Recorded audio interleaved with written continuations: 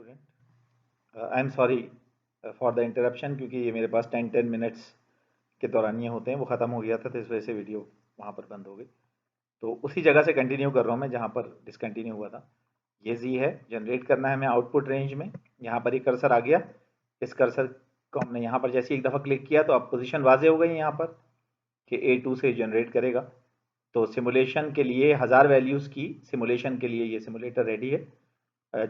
Bye hitting okay this will generate 1000 values of z for us। देखिए इन्होंने 1000 values of z, और आप देखें ये स्टैंडर्ड नॉर्मल वेरिएबल ही है।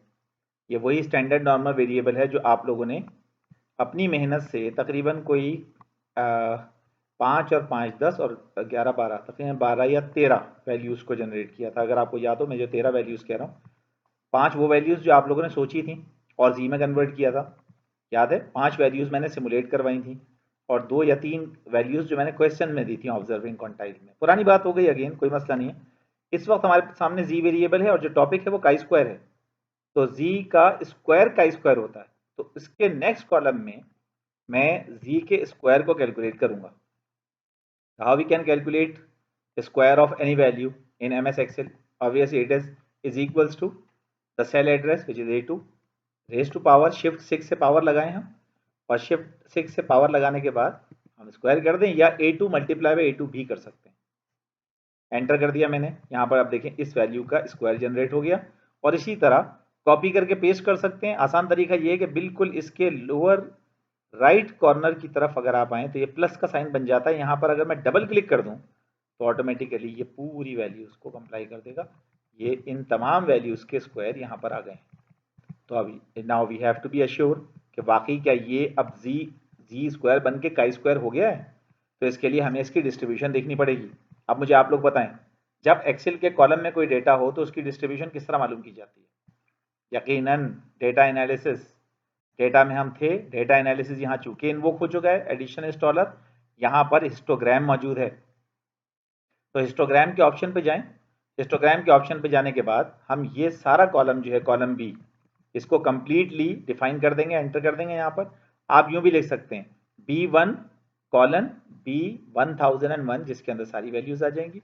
And since the title has also been selected, तो हम यहाँ पर लेबल्स को चेक करेंगे, ये ना भूलें, वरना वो नॉन न्यूमेरिक एरर दे देगा। और उसके बाद do you want to make a histogram by yourself? नहीं, आप चाहते हैं कि एक्सेल बनाएं तो चार्ट आउटपुट भी चेक कर दें। And after pressing okay you are about to watch the distribution of G square, यानी वो काई स्क्वायर डिस्ट्रीब्यूशन होगी। सी, after pressing OK, now this is the first ever chi-square distribution we have simulated so far. Or in order to remove some confusions, we just remove the gap width. अब आप देखें और से इस histogram को, ये कुछ पॉजिटिवली स्क्यूड है। यहाँ भी है कोई वैल्यू बहुत ही माइनर, जीरो के करीब। यहाँ से ये गया, हाइप क्रिएट हुई और एक पॉजिटिवली स्क्यूड डिस्ट्रीब्यूशन बनाई इसने। कुछ याद आया काई स्क्वायर डिस्ट्रीब्यूशन का? अभी अभी टेबल देखा था आपने, ये रहा वो टेबल। ये देखें काई स्क्वायर डिस्ट्रीब्यूशन को कुछ डिग्रीज ऑफ फ्रीडम पर बनाया हुआ है इन्होंने। है तो ये भी पॉजिटिवली स्क्यूड, लेकिन इस वक्त जो काई स्क्वायर डिस्ट्रीब्यूशन यहाँ पर मौजूद है वो इंतहाई स्क्यूड है, बहुत ज़्यादा पॉजिटिवली स्क्यूड है। इसके इतने ज़्यादा पॉजिटिव स्क्यूड होने की वजह मैं अभी आपको बताता हूँ। दोबारा मैं आपको इस डेटा पे लेके आ रहा हूँ। अब यहाँ पर मैं आपको एक टास्क दे रहा हूँ। देखें, एक आर्बिट्री वैल्यू मैं प्रोवाइड करूंगा। अभी मैं ये नहीं बता रहा है वैल्यू मैं क्यों प्रोवाइड कर रहा हूँ, ठीक है, लेकिन मैं आपको अभी ये वैल्यू प्रोवाइड कर रहा हूँ। ये वैल्यू है 3.841 और आपका टास्क ये है कि इन तमाम जी स्क्वायर की वैल्यूज में से नंबर ऑफ वैल्यूज गिन के बताएं जो 3.841 से ज्यादा है। अब फिजिकली तो इट इज मोर डिफिकल्ट, देखना शुरू करें तो ये एक वैल्यू आई है हमारे सामने अभी जो 3.841 से ज़्यादा है। इसके अलावा फिर ये इस तरह तो हम ढूंढते चले जाएंगे कितनी वैल्यूज हो सकती हैं ये। तो एक तरीका है कि आप टेक्नोलॉजी ही यूज़ करें। तो in order to observe all the values greater than 3.841 we are having a syntax, और वो सिंटेक्स क्या है? इज इक्वल्स टू, कुछ लोग जानते हैं, यकीनन कुछ लोगों ने सही जवाब दिया, काउंट इफ का फंक्शन। काउंट इफ के बाद मैं ये पूरी डेटा सीरीज को हाईलाइट कर दूंगा, B2 कॉलन B1001 कॉमा लगाऊंगा, इन्वर्टेड कॉमास में लिखूंगा ग्रेटर देन 3.841, यही डिफाइन है ना 3.841, inverted commas close, parenthesis close, after pressing equals to after pressing enter मुझे पता चल जाएगा कि इस जी स्क्वायर की कितनी वैल्यूज 3.841 से ज़्यादा है। Now I am going to press enter, कितनी आई वैल्यूज 45 आई। ओके, टोटल वैल्यूज कितनी थी, आपका जवाब है 1000। तो जरा एक नज़र प्रोपोर्शन तो देख लें 45 इन वैल्यूज का, जो 3.841 से ज़्यादा है उनका प्रोपोर्शन कितना है इन 1000 वैल्यूज में। तो आपका आंसर होगा, ये हम देख सकते हैं by simply dividing 46 by 1000। 46 by 1000 is 0.045 approximately 0.05, ऐसा ही है। अब आपको मैं उस टेबल की तरफ लेकर आ रहा हूं जो काई स्क्वायर का टेबल है, मैं आपको दूसरे रास्ते से सही जगह पे पहुंचा रहा हूं। अब आप बताइए, आप 3.841 इस पूरे टेबल में कहाँ नजर आ रहा है? आपके पास भी वो टेबल आ चुका है ना, उसमें देख लें। ढूंढना शुरू करें। ओके, वो तो ये रहा 3.841, मैंने यही, जी हाँ मैंने यहीं से प्रोवाइड किया था। 3.841 में खास बात क्या है, और से देखें, इसका row level is 1, degrees of freedom 1, इसके अलावा इसके ऊपर क्या लिखा हुआ है, काई स्क्वायर 0.05, हमारे पास एक्सेल में आया 0.045, तो मैंने कहा अप्रोक्सीमेटली 0.05 यहाँ है, 3.841 यहाँ है, 1 यहाँ है, तो इसका मतलब अभी अभी जो डिस्ट्रीब्यूशन एक्सेल पर सिमुलेट हुई वो कौन सी डिस्ट्रीब्यूशन थी? कुछ लोगों का आंसर सही है, हम लोगों ने एक अदद chi square distribution with 1 degrees of freedom simulate कर ली है। Chi square with degrees of freedom is equals to 1.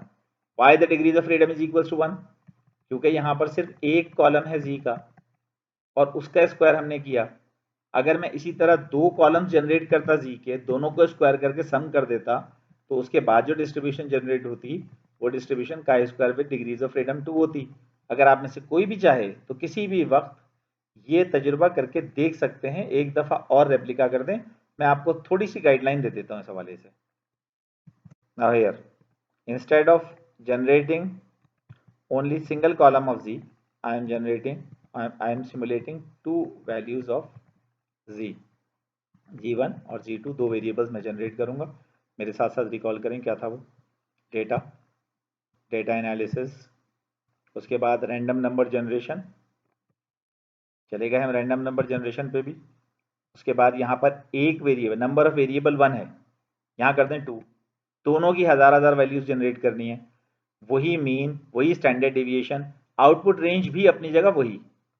इस बार ओके करने पर ये एक के बजाय दो अदद जी की वैल्यूज के कॉलम जनरेट कर देगा। उसके बाद क्या करना है आपने, z1 का भी स्क्वायर निकालना है, z2 का भी स्क्वायर कैलकुलेट करना है, और इन दोनों स्क्वायर्स को कंबाइन करके सम कर देना है। कीजिए जरा, z1 स्क्वायर यानी a2 स्क्वायर, इसी तरह z2 स्क्वायर, इसको कॉपी करके पेस्ट करने पर भी ये कैलकुलेट हो जाएगा। और इसी तरह अगर हम इन दोनों कॉलम्स को यहाँ से सिलेक्ट करके डबल क्लिक कर दें तो इस तरह से ये, अब देखें, दो अदद z के स्क्वायर के कॉलम जनरेट हो गए। इन दोनों कॉलम्स को z1 स्क्वायर और z2 स्क्वायर को ऐड कर दें,